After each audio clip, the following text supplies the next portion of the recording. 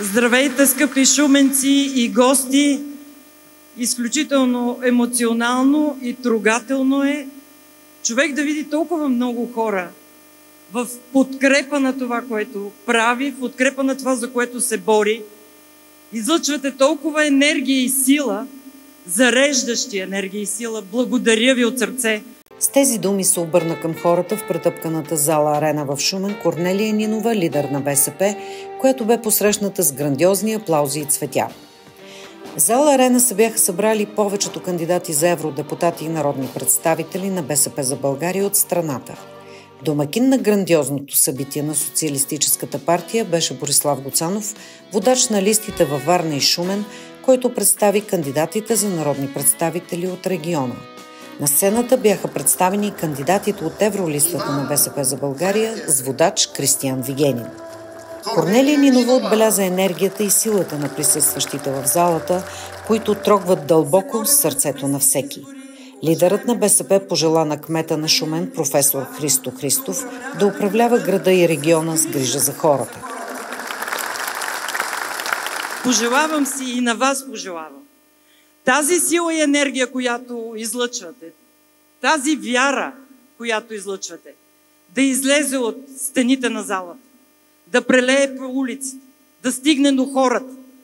Нека да дадем тази сила и вяра на слабите, на оплашените, на притиснатите, на тези, които се чувстват сами, да знаят, че има една партия и че има хора, които мислят за тях и няма да ги оставят сами. Нека на тези хора да дадем сила, като им кажем: ние не ви предадохме, ние не се продадохме, ние не търгувахме партията и вас за личния си интерес. Ние останахме единствената алтернатива на това, което се случва в България в последните 15 години. Ние останахме единствената алтернатива на паралелната държава, на задкулисието, на сглобките и каквото и да ни костваше това, защото ни костваше много. Ще продължим и няма да ви предадем и няма да се продадем, защото имаме идеал. Имаме идеал за достойна България в мирна Европа. Имаме идеал за горд и достоен български народ. Искаме този народ да живее достойно. Нинова накратко отчете свършеното от социалистите, защото е хубаво, когато един парламент си отива, да каже какво е свършено, а когато друг идва, да каже какво ще свърши, подчерта тя. Безплатни детски градини и ясли. Обещано от БСП. Изпълнено. Обещано. Безплатни учебници за всички деца. Изпълнено. Увеличено майчинство за втората година. Направено. Младите семейства с деца да плащат по-малък данък върху заплатите си. Изпълнено. Работниците да получават ваучери от 200 лева за храна. Направено. Минимална заплата 50% от средната. Вече е факт. Пенсиите увеличени с 30%, а не само по швейцарско правило. Направено. Това е от БСП за българския народ в най-тежките 7 месеца на управлението ни, когато започна войната в Украйна, когато икономиката не се беше съвзела от COVID-кризата, когато ни удари енергийната криза. Благодарение на БСП, само за 7 месеца 22 милиарда лева стигнаха до всеки един, до всяко семейство. От бебето до възрастния. Защото ние сме социалната партия. Ние сме чувствителната партия. Ние сме социалистическата партия. Първа наша грижа, наше лице, наше сърце е грижата за хората. И за това сега можем да отидем при тях спокойни и достойни. И да им кажем: искаме да продължим по този път. Искаме да продължим да има безплатни лекарства за деца. Искаме да продължим младите хора до 26 години да не плащат данък върху заплатите си. Искаме най-накрая да преизчислим пенсиите. Искаме болниците да не са търговски дружества. Парите да не следват ученика като бройка, а да следват качеството. Искаме българската земя да храни българския народ. Не искаме повече 80% от това, което ядем, да е отвън.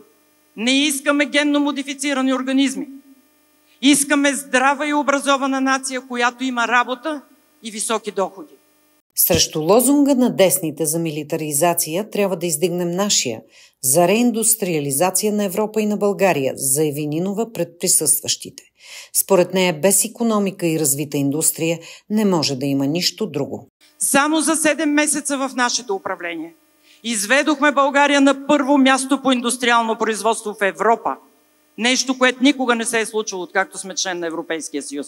Сега сме на 19-то. Това е нашия принос за стабилна България, за сигурна България, за достоен живот на хората. И искаме да продължим по този път. Моралът е най-важното нещо в политиката и живота и ние го защитихме, подчерта Нинова. Ние защитихме морала, като не се сглобихме с никого, не се договаряхме по манастири, не ходихме по кабинети, да седим в скута на този и онзи или да се молим за постове и за пари. Но защитихме и морала, защото каквото казахме, това изпълнихме. Това е Българската социалистическа партия. Това сте всички вие.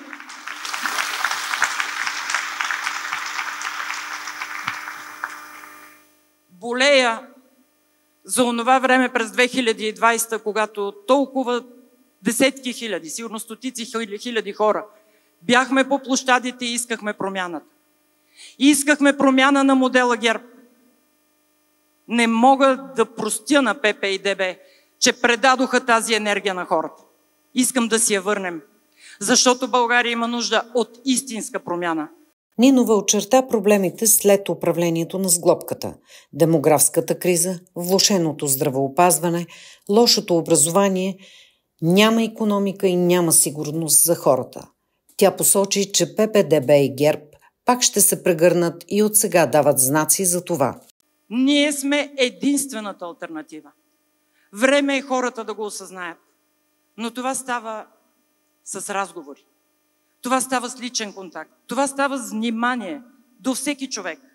Да му стиснеш ръката, да го погледнеш в очите, да му кажеш: аз съм до теб и няма да те предам и ще работя за теб и ще се боря за теб, за да живееш достойно. С този апел се обръщаме към вас. Бъдете нашата армия, бъдете нашата кръвоносна система в тези последни 10 дни, които остават. Да вдигнем хората, за себе си да се борят, за живота си, за семействата си, не за нас. Да се борят за себе си, защото трябва да си отвоюваме държавата. Най-големият проблем е тази паралелна държава, това задкулисие и тези скрити договорки, които отнемат от енергията на България, от парите на хората, които отиват в частни жобове и които след това се връщат отново под формата на нови и нови сглобки и сделки. Трябва да излезем от този омагьосан кръг. И ние, БСП, можем да изведем България от този омагьосан кръг. Вие, ние, всеки един от нас, вярвам във вас, трябва да се борим за мира, защото прави са колегите. Днес избора е война или мир. И трябва да се борим, защото днес избора е с мафията или против нея.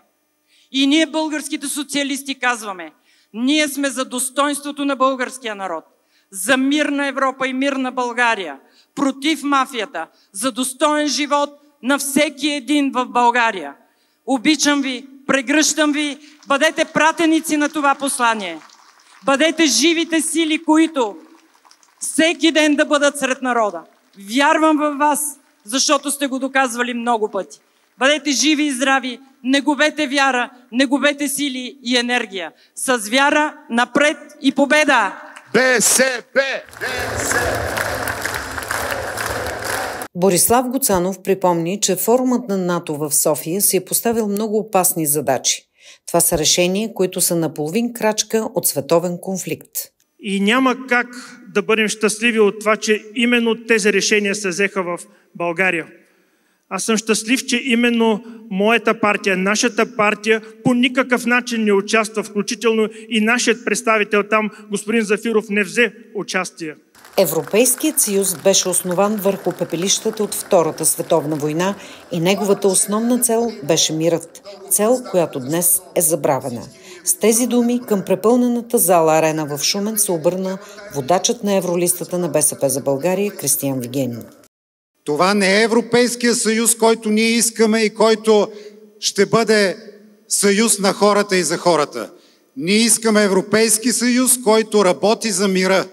И представителите на БСП и в националния парламент, и в Европейския няма да пожалят сили, за да спасят Европа и България от задаващата се мащабна война. Защото ние не искаме да водим чужди войни.